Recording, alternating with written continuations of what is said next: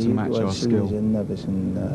We have players like Fouad Anwar on the side who have international experience. With their help, I think we could beat Raja by 5 or 6 goals. For the local media, the comparisons were more clear-cut. More familiar with African football, favourites for the Arabic showdown were the Moroccans. But a handful of Saudi supporters were inclined to disagree. So it's back to the Marumbi Stadium for the last time this week. Al Nassr's chance to gain the 3 points which could at least see them find their way to the third-place playoff at the Maracanã in Rio. Well, this is virtually the Pan-Arabian final here as Derek Rugg, the referee, gets things underway. It's the match between Al Nassr, the Saudi champions representing Asia, and the team from Casablanca, Raja, representing Africa. Two teams from not too far apart from one another, confronting each other, the opposite side of the world in Brazil. It's a bizarre game, football at times. Raja in the green shirts and Al Nassr in the yellow. Both teams losing their first games, of course, but after that earlier draw between Real and Corinthians, mathematically either of these two sides could still qualify.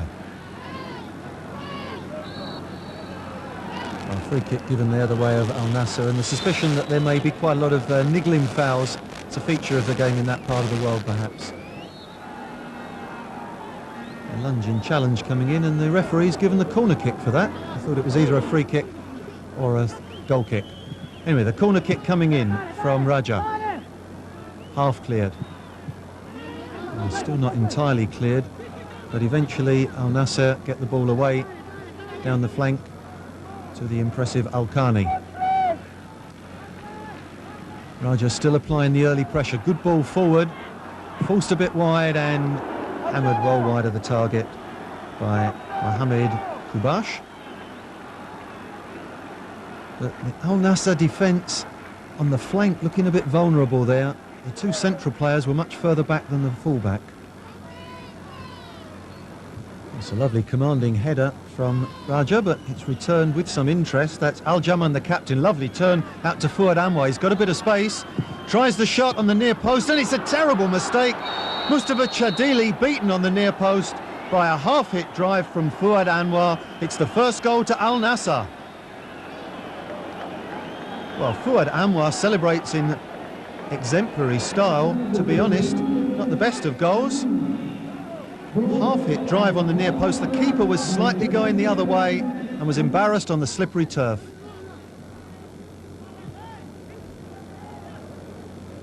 The challenge coming in, and Al Nassr, well, as they did in the previous match when they played Real Madrid, confident enough in playing their football, taking the game to Raja.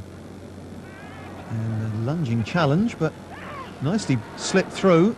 Oh, and that's a lovely dummy. Here's a great opportunity.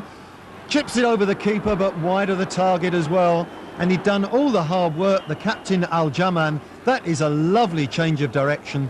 Just needed to flick it over the keeper and pulled it wide of the target.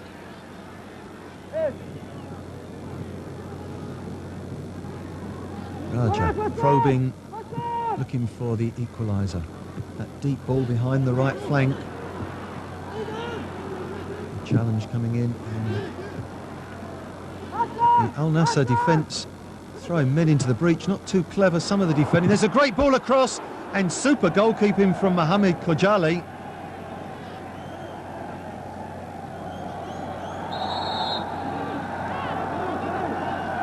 A free kick given in slightly controversial circumstances. Al-Hati can't understand what it's gone for. And Mohamed Kojali gets slowly to his feet. He appears to have got a bit of a knock on the head there. And the ball all the way in, and it's through the legs of Mohamed Kojali, and I think that's an own goal from Al Husseini. Well, Mohamed Kojali doesn't entirely appear to be with us, and it's a deflection off Al Husseini. Ball coming in from Omar Nijari.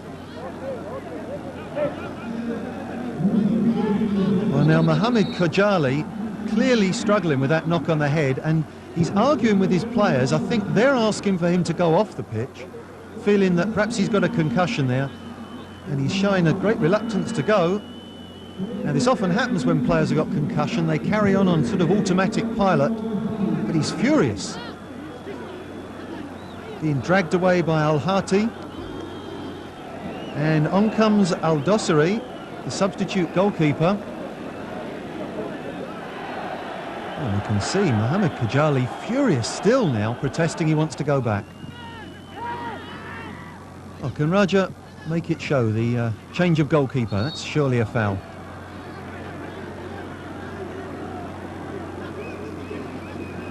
And the referee, Derek Rugg, insisting that the player gets back very quickly. Clumsy challenge.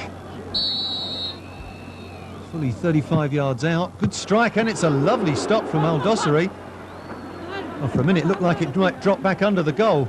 That's a great save from the substitute keeper.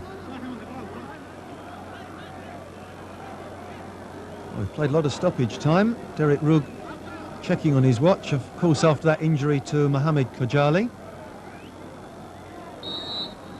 But there, at last, we do get the final whistle after 51 minutes of playing time. The half-time score sees Raja Casablanca 1, Al Nassr 1.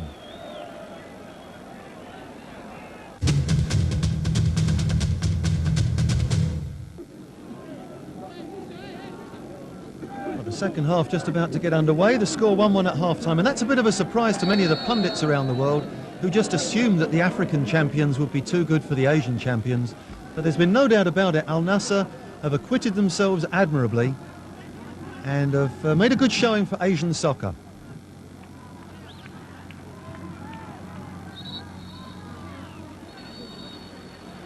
Al-Dosari, the goalkeeper, not been beaten so far.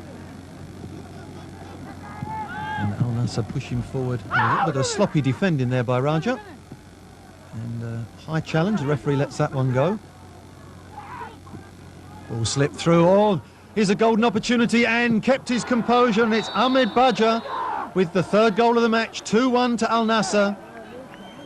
And as that ball slid through a defender's legs, Ahmed Bhagja keeps his composure and beats Mustafa Chadili with ease.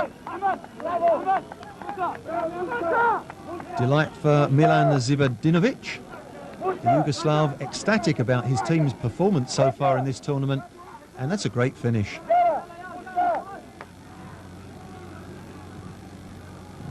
So 2-1 to Al Nassr.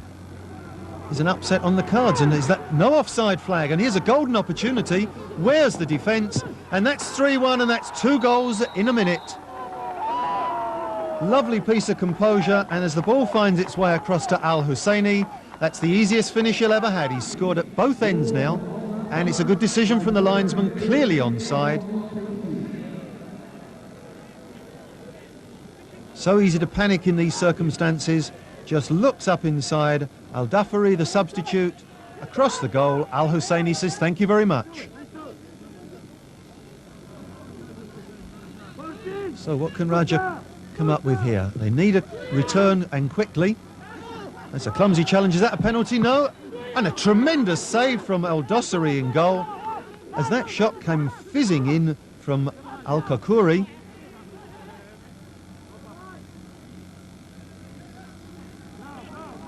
Forward come Raja again. A little bit more pace in their play now. It's been very measured earlier on. Oh, here's a lot of opportunity. 2 men in the middle. Lovely cross comes in, and where's the marking? It's Al-Mubaki who gets the second goal for Raja of Casablanca. It's a lifeline for them. 3-2 now to Al Nassr. The marking went missing. Nice little run from Al-Mubaki, but he's just not picked up in the middle of the picture, and it's a free header. Nothing Al-Dosari could do about that one.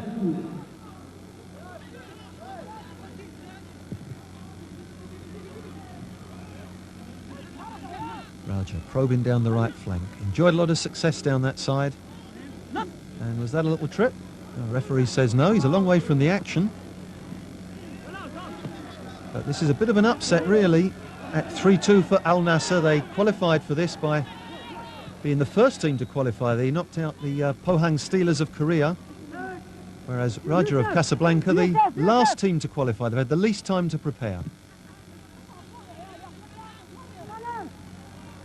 Well, really, Al Nassr just holding on. A long-range effort, and it's squirted under the body of Al-Dossari, El-Qarqouri. Well, he's only just outside the centre circle there. Bit of swerve on the ball. El-Dossari beaten by the greasy surface. And now it's 3-all, 73 minutes gone. Well, it's anyone's game. Ooh, there's a nasty little challenge there from Yusuf Safri. I think he used his elbow there in the face. Well, the referee didn't like it either. It's the red card, and Yusuf Safri is off. If we look at that again, it's the left elbow. Whack! Right in the Adam's apple, and he's off. Al Nassr against the 10 men now. Suspicion of offside there, but the linesman kept his flag down. Nicely cut inside, and well, surely this time it's offside. It's the substitute. It's Fahd Mahalel, and well, actually, when that ball was played across, there wasn't much in it. I think the referee and his assistant got it right, but close.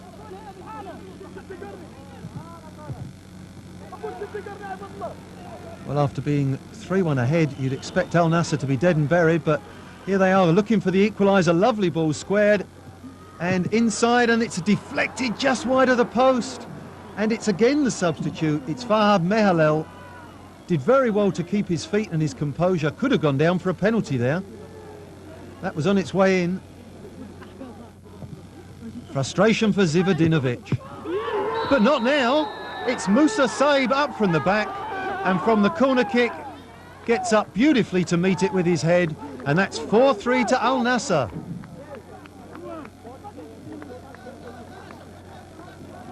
Oh, the big central defender gets the credit from all of the other players.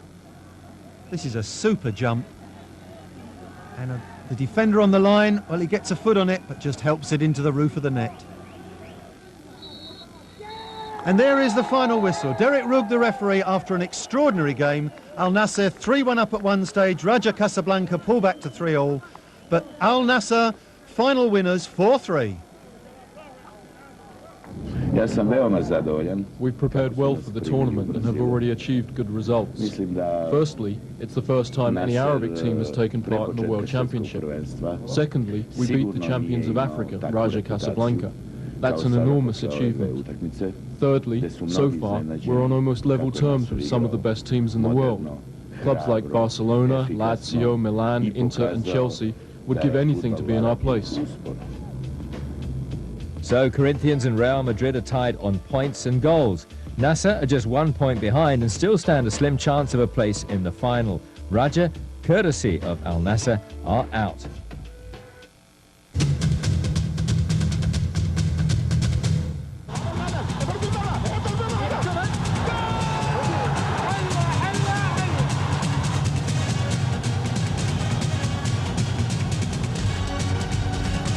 Coming in.